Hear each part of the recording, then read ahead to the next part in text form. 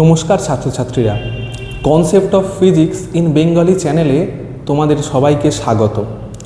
বিখ্যাত রোমান দার্শনিক সেনেকার একটা খুব জনপ্রিয় সাইকোলজিক্যাল কোটেশন বলেছিলেন, we suffer more in imagination than in reality. অর্থাৎ বাস্তবের কঠিন পরিস্থিতির চেয়ে আমাদের নিজেদের অকারণ কল্পনা আর ভয়ই আমাদের বেশি কষ্ট দেয়। মাধ্যমিকের পর সায়েন্স নেওয়ার ভয়টা ঠিক সেরকমই। সায়েন্স অনেক কঠিন, নাম্বার কমে যাবে, এই ভেবে তোমরা অকারণে ভয় পাচ্ছ। আজ আমি তোমাদের লজিক আর গাণিতিক হিসাব দিয়ে প্রমাণ করে দেব যে উচ্চ মাধ্যমিকের টোটাল পার্সেন্টেজ বাড়ানো মাধ্যমিকের চেয়ে অনেক সহজ।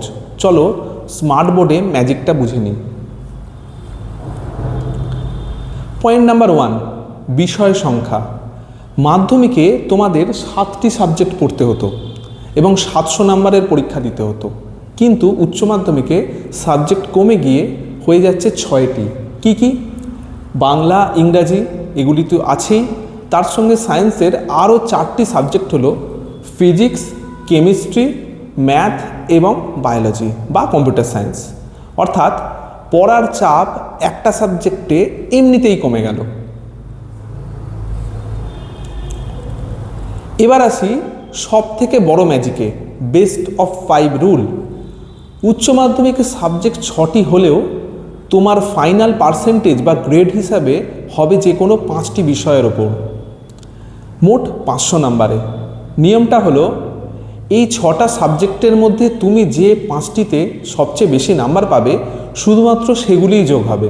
হ্যাঁ, ঠিকই শুনছো, বাংলা আর ইংরাজিতে তোমায় পাস করতে অবশ্যই হবে, কিন্তু ধরো ফিজিক্স, কেমিস্ট্রি বা অঙ্কে তুমি প্রচুর নাম্বার পেয়েছো আর বাংলা বা ইংরাজিতে কোনো কারণে নাম্বার সব থেকে কম এসেছে, তাহলে এই ভাষার সাবজেক্টটাই তোমার টোটাল থেকে বাদ চলে যাবে, ওটা 4th সাবজেক্ট হয়ে যাবে। তার মানে সায়েন্সের সাবজেক্টগুলোতে ফোকাস করলে পার্সেন্টেজ বাড়ানো কত সোজা একবার ভেবে দেখো। এখানে একটা ডেমো নাম্বার দেয়া আছে, এখানে দেখতে পাচ্ছ যে যার মার্কশিট সে বাংলাতে পেয়েছে 65, তার নিজের সাবজেক্টগুলোর মধ্যে কম, তাহলে অটোমেটিক এটা 4th সাবজেক্ট হয়ে বাদ চলে গেছে। তার গ্র্যান্ড টোটাল হয়েছে দেখো 438 আউট অফ 500, অর্থাৎ 87.6%। যদি এটা মাধ্যমিক হতো তাহলে এই বাংলার 65 নাম্বারটা কিন্তু তার টোটাল পার্সেন্টেজ বা এগ্রিগেট কমিয়ে দিত। পয়েন্ট নাম্বার 3, প্র্যাকটিক্যাল নম্বর। মাধ্যমিকে স্কুলের হাতে প্রজেক্ট বা ইন্টারনাল হিসেবে ছিল মাত্র 10 নাম্বার। দেখো এখানে একটা পাই চার্টে আমি দেখিয়ে দিয়েছি, কিন্তু উচ্চ মাধ্যমিক সায়েন্সে যেমন ফিজিক্স, কেমিস্ট্রি, বায়োলজিতে প্র্যাকটিক্যালের জন্য থাকে পুরো 30 নাম্বার আর অঙ্কে 20 নম্বর। স্কুলের ল্যাবে একটু ভালোভাবে ক্লাস করলে এই 30-এর মধ্যে 28, 29 বা এমনকি 30-এ পাওয়া খুবই স্বাভাবিক। তার মানে খাতায় কলমে তোমায় লিখে পরীক্ষা দিতে হচ্ছে মাত্র 70 নাম্বার। এখানে উচ্চ মাধ্যমিকের পাই চার্টটা আমি দেখিয়েছি, দেখো মাধ্যমিকে তোমাদের কতটা লিখতে হতো এবং উচ্চ মাধ্যমিকে লেখার পরিমাণ কতটা কমে গেল। আর শেষ পয়েন্ট, তোমাদের নতুন সেমেস্টার সিস্টেম। এই নতুন নিয়মে 70 নাম্বারটা দুটো ভাগে ভাগ হয়ে গেছে। সেমেস্টার 1 যার পুরোটাই এমসিকিউ, কিন্তু এখানে একটা বড় সাবধানবাণী আছে। অনেকেই ভাবো এমসিকিউ মানে 4টে অপশান থাকবে আর আন্দাজে টিক মেরে দিলেই হলো। ফিজিক্সের ক্ষেত্রে কিন্তু ব্যাপারটা একদমই তা নয়। এখানকার এমসিকিউতে প্রচুর নিউমেরিক্যাল বা অঙ্ক থাকে, অর্থাৎ তোমার যদি কনসেপ্ট একদম জলের মতো ক্লিয়ার না থাকে এবং দ্রুত অঙ্ক কষার প্র্যাকটিস না থাকে, তাহলে এই 35 নাম্বার তোলা বেশ চ্যালেঞ্জিং।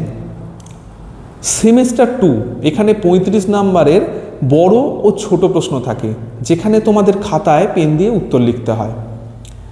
তাই এখন থেকেই তোমাদের দুরকমভাবেই প্রস্তুতি নিতে হবে। একদিকে যেমন থিওরি বুঝতে হবে, অন্যদিকে প্রচুর নিউমেরিক্যাল সলভ করতে হবে। তবে ভয় পাওয়ার কিছু নেই, প্রথম থেকেই সঠিক নিয়মে প্র্যাকটিস করলে এই এমসিকিউতে ছাঁকা নাম্বার তোলা যায়, যেটা তোমাদের জয়েন্ট বা নিটের বেস তৈরি করে দেবে। তাই মাধ্যমিকের রেজাল্ট যেমনই হোক না কেন, উচ্চ মাধ্যমিকের সায়েন্সে সঠিক স্ট্র্যাটেজি নিয়ে পড়লে 80% বা 90% নম্বর তোলা শুধু সম্ভবই নয়, বরঞ্চ খুবই লজিক্যাল। শেষ করব বিজ্ঞানী এপিজে আব্দুল কালামের একটা দারুণ কথা দিয়ে। ব্যর্থতা নামক রোগটি ধ্বংস করার সবচেয়ে বড় ওষুধ হলো আত্মবিশ্বাস এবং কঠোর পরিশ্রম। তাই কে কী বলল তাতে কান দিও না, নিজের ওপর আত্মবিশ্বাস রাখো আর সঠিক স্ট্র্যাটেজি নিয়ে এখন থেকেই মাঠে নামো। আশা করি তোমাদের মনের কনফিউশন দূর হয়েছে।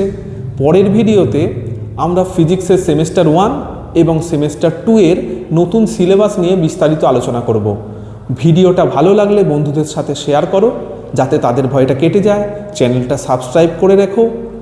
দেখা হচ্ছে পরের ভিডিওতে। টাটা।